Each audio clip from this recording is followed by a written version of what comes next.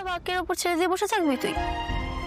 না তো, তাহলে কি করবি এখন? আপাতত অন্য জায়গায় চাকরির ব্যবস্থা করব। আমার তো কিছু করার নেই রুম্পা, আমি এটা মেনে নিয়েছি। তুই এই নিয়ে আর ভাবিস না। বললেই হলো, এত ভাবিস না। আরে আমি তোর আর আর্য সাইডের প্রেমের প্রথম থেকেই সাক্ষী। আমার এটা ভালো লাগা মন্দ লাগা ব্যাপার আছে তো নাকি? তোদের না একবার দেখা হওয়াটা জরুরি।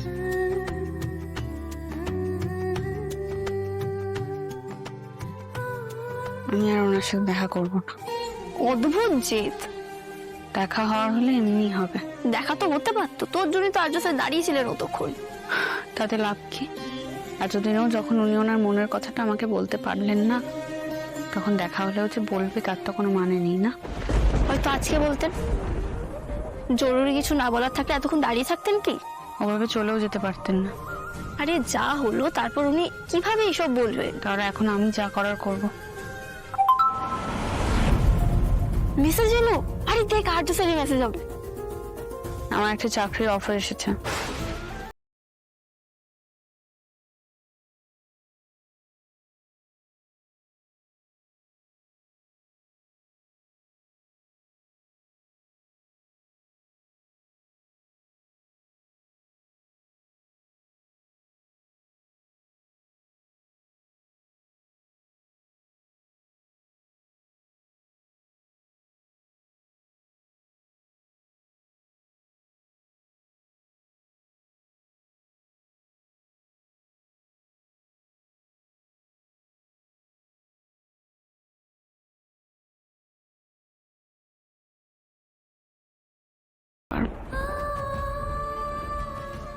আমি খুব সাধারণ রে অপু। তুই জিতলে আমি খুশি হই, ভালো রেজাল্ট করলে আমার গর্ব হয়। আমি তোর বন্ধু বলে। আর সেখানে তুই হাল ছেড়ে দিবি, হেরে যাবি, এটা আমি মানতে পারিনি।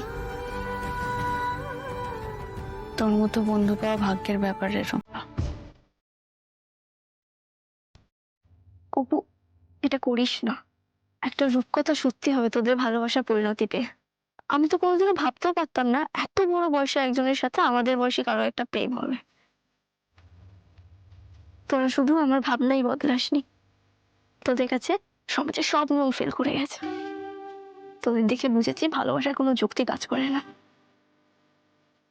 কোনো কিছুতেই বাদ মানে না। ভালোবাসা এমনি এমনি হয়, কারণ খামো খাই।